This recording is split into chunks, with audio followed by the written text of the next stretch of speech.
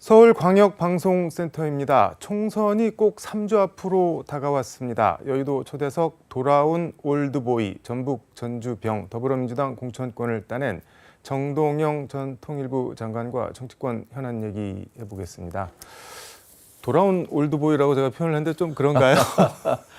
듣기가 그렇게 아름다운 표현은 아닙니다만 1996년에 15대 총선에서 전주에서 전국 최다 득표로 당선하시고 16대 재선하시고 그리고 민주당 소속으로 지금 전주에서 다시 나오시는 거는 20년만 아니신가요? 뭐 그렇게 된 셈입니다. 소회가 있으실 것 같은데요. 예, 이제 소환 명령서를 받은 느낌입니다. 그러니까 국회에 들어가서 좀 제대로 싸워라. 윤석열 정권과 싸우고 네.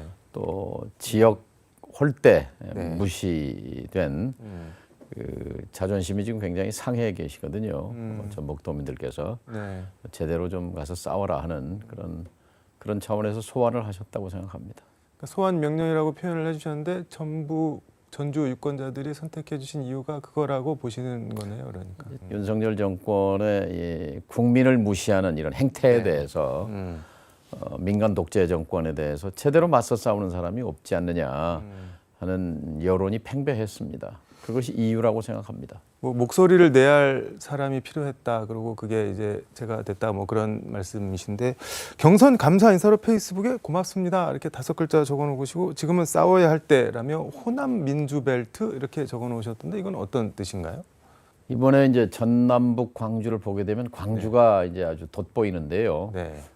8명 현역 의원 중에 민형배 의원 한 분 빼놓고 7명 현역 의원이 다 떨어졌어요. 네. 전부 신인으로 그럼 어떻게 봐야 싹 되나요? 물갈이가 됐는데요. 네. 이미 예고됐다고 봅니다. 작년에 제가 광주 갈 때마다 듣는 얘기가 여기가 광주인데 8명이나 되는 국회의원 중에 대부분이 이 윤석열 정권과 맞서서 고개를 빳빳이 들고 제대로 싸우는 사람이 하나도 없다. 싹 바꿔라. 뭐 그런 얘기가 도처에서 들렸습니다. 이제 그 바람이 전남 전북에도 다 이렇게 퍼졌거든요. 제가 사실 선거 사무소를 1월 달에 개소하면서 대형 현수막을 건물 전면에 내걸었는데 그 제목이 지금은 싸워야 할 때입니다. 근데 그거에 공감을 하시는 분이 많았습니다. 오늘도 뭐 민간 독재 이런 말씀을 해주셨는데 백색 독재 뭐 이런 표현도 하시고 그다음에 윤석열 폭정 정권 심판 이런 표현 구도 구호 같은 거 많이 쓰시는데 좀 과한 거 아니냐. 특히 폭정 같은 경우는 뭐 저 왕조 정권의 무슨 뭐 연산군 폭정 뭐 진시황 폭정 이럴 때나 쓰는 말인데 이거 좀 선거로 뽑힌 대통령인데 그게 좀 과한 거 아니냐 이런 지적도 있을 것 같습니다. 중요한 지적을 하셨는데요. 뽑히기는 선거로 뽑힌 건 맞습니다. 네. 그래서 백색 독재라고 하는 것이고 폭정이라고 말하는 것인데요. 스웨덴 민주주의 다양성 연구소라는 데서 2년에 한 번씩 전 세계의 민주주의의 척도를 재고 순위 발표를 합니다. 한국이 17등에서 2년 전에 47등으로 곤두박질을 했어요. 30계단을 미끄러졌는데요. 2년 만에요? 예. 근데 2년 전까지는 한국이 모범적인 민주주의, 특히 3만 불 이상 인구 5천만 이상의 3050 클럽에서는 가장 선두에 섰던 영국, 프랑스, 독일을 제치고 선진 민주국가로 분류됐던 대한민국이 지금 이 연구소 발표를 보면은 그리스, 폴란드, 홍콩 뭐 이런 급의 나라와 같이 민주화에서 독재화로 전환되는 국가. 지금 독재화로 전환이 되고 있다. 그런 표현이 거죠. 있나요? 독재화로 전환? 예. 그런 전환 국가라고 이렇게 카테고리를 만들었는데 자, 이게 그냥 주어진 민주주의가 아니잖아요. 광주의 희생과 5.18의 희생과 수많은 젊은이들의 피 흘림으로 그 바탕 위에 꽃 피운 민주주의인데 어떻게 한 사람의 대통령이 선거에 뽑혔다는 이유만으로 해서 이것을 거꾸로 돌리고 대표적인 게 뭐 증거는 차고 넘칩니다만은 도주대사 케이스입니다. 호주대사가 아니라 요즘 도주대사라고 말하지 않습니까? 대통령 권력은 왕조 때 권력과 다릅니다. 이건 선출된 권력이기 때문에 네. 헌법과 법률에 의해서 집행돼야 하는 것이지 헌법과 법률을 거스르면 위반하면 네. 탄핵 대상이 되는 겁니다. 지금 굉장히 위험한 권력 운용 행태를 보이고 있는 거죠. 이 명백하게 윤석열 폭정 맞습니다. 백색 독재 맞습니다. 민간 독재 맞습니다. 이종섭 전 국방부 장관 호주 대사 임명이 이게 어떻게 탄핵까지 연결이 되는 건가요? 딱 닉슨 탄핵과 닮은 꼴이 되고 있는데요. 야당 당사를 도청한 그 범죄 행위보다도 이것을 은폐하려고 했던 공작, 이것이 사법방해죄에 해당됐거든요. 닉슨의 탄핵 사유는 직권남용, 권력남용과 사법방해인데 이 도주대사를 임명해서 호주대사를 도피시킨 것은 범죄인 도피죄에 해당되는 겁니다. 그리고 이 그렇게 갑작스럽게 도주시킨 배경에 바로 권한남용, 직권남용이 있거든요.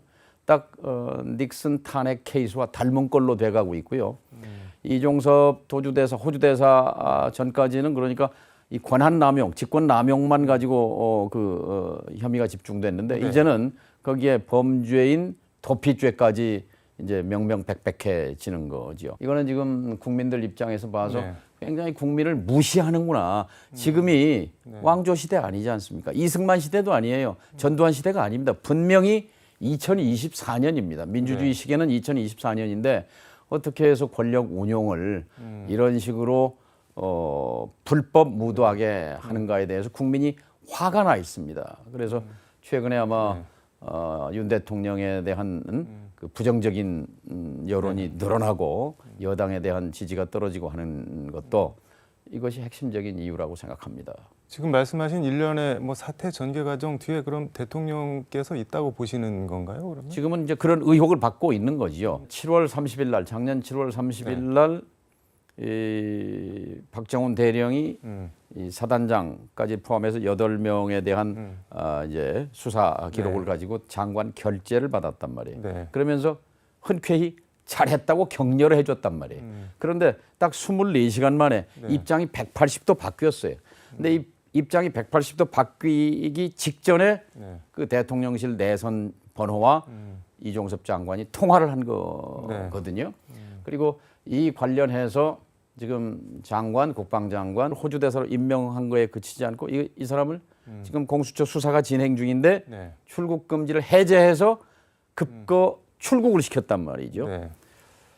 국제적인 망신이기도 하고 분명히 아까 말씀드린 대로 범죄인 도피죄까지 이제 그 혐의까지 더 커진 겁니다. 지금 뭐 거침없이 말씀을 하시는데 혹시 기사 보셨는지 모르겠는데 장관님이 출연한 YTN 라디오 뭐 뉴스킹 박지훈입니다. 여기가 선거방송 심의위에서 법정 제재인 관계자 징계를 받았는데 그 여당 추천 심의위원이 뭐 징계위원회에서 한 얘기를 보면 이분 왜 불렀냐, 뭐 왜 하필 이분을 불러서 뭐 이렇게 지적을 했다고 합니다. 그러니까 뭐 쉽게 얘기하면은 아니 왜 사람 많고 많은데 출연할 사람 많고 많은데 그 정동영을 불렀냐 징계 뭐 이렇게 한 건데 이거를 어떻게 봐야 될까요? 우선 유재광 이사가 걱정이 됩니다. 앵커가. 저도 사실 어제 그 기사 보고 이거를 해야 되나 오늘 징계 당하시지 않을까. 바로 이게 입틀막 정권의 증거입니다. 입을 틀어막는 정권. 그러니까 국회의원은 헌법기관입니다. 명색이.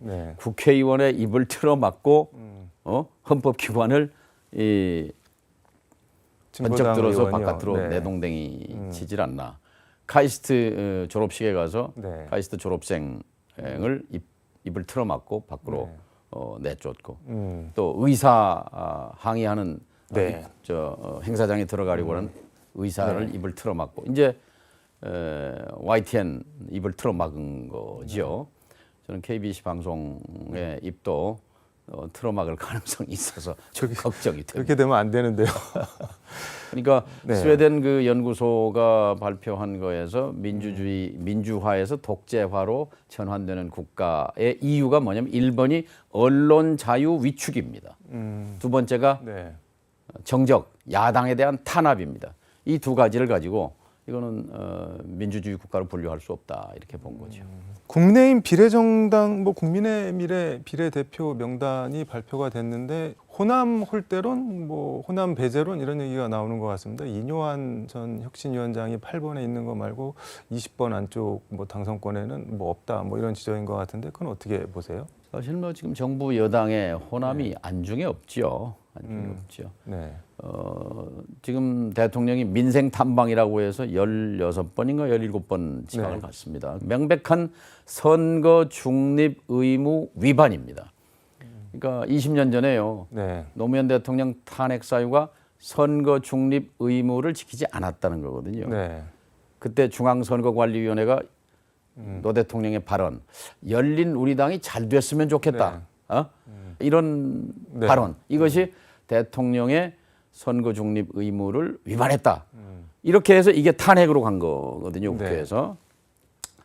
근데 지금 윤 대통령의 행태는 그거와는 비교가 할 수 없을 정도로 선거에 깊숙이 개입하고 있습니다, 사실상.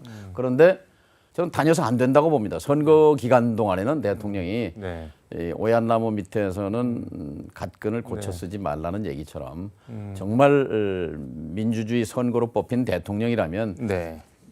명명백백하게 중립 의무를 지켜야 하는 거지요. 네.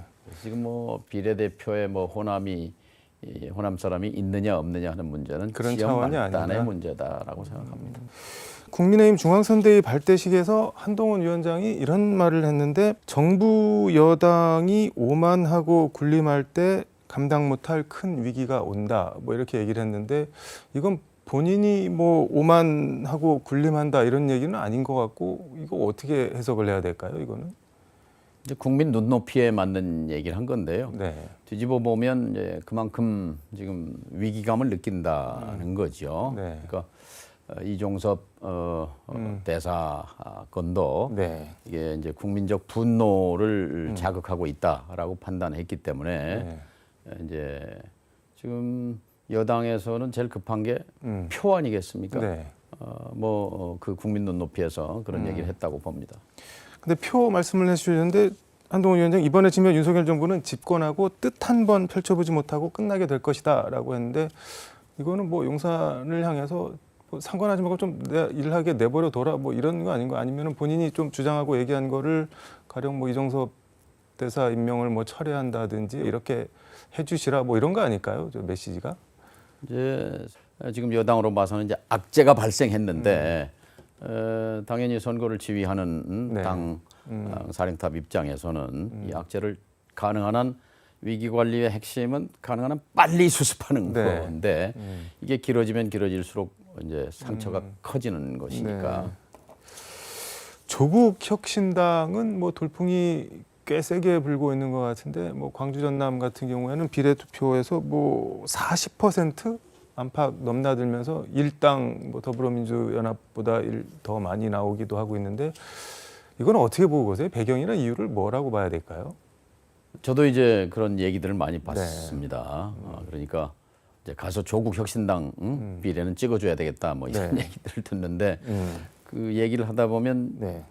연민, 분노, 그다음에 공감 뭐 요 세 가지가 떠오릅니다. 뭐냐면 너무 했지 않느냐 네. 조국 전 장관 일가에 대해서. 네. 조선시대 같으면은 이제 뭐 멸문지화라고 그래서 삼족을 멸한다 뭐 이런 게 있었지만 민주공화국 시대에 한 가족을 이렇게 탈탈 털어서 일가족을 이렇게 매장할 수 있느냐 하는 거기에 대한 일반 시민들의 연민이 있고요. 그다음에 이렇게 하는 권력의 행태에 대한 윤 정권에 대한 그 분노가 있고 그래서 그런 심정이 어우러져서 네. 지금 조국 혁신당이 내걸고 있는 3년은 너무 길다. 그게 공감하는 거죠. 그리고 이 정권에 조기 종식이 필요하다 하는 그런 주장에 선명한 주장에 대해서 네. 공감을 그래서 연민, 분노, 공감 그 결과 아닌가 싶습니다. 말씀을 듣다 보니까 갑자기 궁금해졌는데 그 말씀하신 연민, 분노 이런 게 왜 이재명 대표나 민주당한테 확 쏠리지 않고 더 조국 쪽으로 많이 가는 걸까요? 이 언론 환경 탓을 많이 합니다만 어쨌든 간에 네. 이 공천 과정에서 많이 상처를 받은 게 사실이거든요. 네. 조국 혁신당이 등장하면서 일단 그 윤석열 정권 심판에 대한 폭이 넓어졌다고 봅니다. 제일 중요한 건 선거에서 네. 내 편 상대편이 아니라 가운데 있는 분들이잖아요. 네. 근데 가운데 있는 분들이 조국 혁신당을 많이 바라보고 있는 것은 야권의 폭이 넓어진 거고 네. 여당 심판의 가능성이 높아진 거죠. 나쁜 게 아니라는 거네요. 그럼 조국 혁신당 결과적으로는 뭐 궁극적인 목표가 같지 않습니까? 이 정권을 합법적으로 조기에 종식시키든지 아니면 강제로라도 국정의 방향을 틀게 하려면 네. 그냥 이겨서는 안 되고 크게 이겨야 한다. 크게 이겨야 하는데 그러려면 투표장에 나가야 되는 거거든요. 네. 근데 이제 민주당 혼자 있을 때보다 조국 혁신당이 이제 뭐 등장하고 뜨면서 그런 선거 참여 열기가 좀 올라오고 있다 이렇게 생각이 됩니다. 합법적인 정권 조기 종식 얘기를 뭐 조국 대표도 여기 여의도 초대석 와서 얘기를 하던데 일단 레임덕을 만들고 레임덕을 심화시켜서 뭐 데드덕 뭐 죽은 오리를 만들어야 된다 뭐 그렇게 얘기를 하던데 그러면 장관님도 거기에 일정 부분 동의를 하시는 건가요? 그러면? 동의할 뿐만 아니라 제가 그 얘기를 뭐 제일 먼저 한 원조이신가요? 네. 아, 정말 2년 만에 나라를 이렇게 망가뜨리기도 참 쉽지 않은 일이에요. 무슨 다른 걸 떠나서 네. OECD 국가 가운데 물가가 제일 많이 오른 나라가 한국입니다. 4.3%나 올랐어요. 성장률 꼴찌가 대한민국입니다. 1.4%. 물가 오른 게 대통령 잘못인가요? 정책의 실패죠. 뭐 전면적으로 그거는 정책 잘못이고 실패죠. 네. 우리나라는 물건 만들어서 수출해서 돈 버는 것이 경제의 큰 줄거리인데 물건 파는데 가령 뭐 이 사람 저 사람 가립니까? 선거로 뽑힌 이 정권은 네. 러시아 물건 안 팔아도 된다는 거 아니에요. 중국에 안 팔아도 된다는 거 아니에요. 근데 결과적으로 피해는 누가 봅니까? 그러니까 수출 줄어들죠. 적자 커지죠. 경제 성장률 하락하죠. 네. 한동훈 위원장은 뭐 조국 대표, 이재명 대표 싸잡아서 범죄자 연대다 이번 선거는 뭐 야당 심판 선거다 이렇게 얘기를 하는데 예. 그거는 뭐 전혀 동의를 못 하시겠네요. 그러면은 정치가 아니죠. 정치는 그럼 뭔가요, 그러면 그거는? 그러니까 상대를 절멸하는 거는 전쟁입니다. 네. 지금 이분들 윤석열 대통령이나 한동훈 위원장이나 머릿속에는 이걸 전쟁으로 생각하는 것 같아요.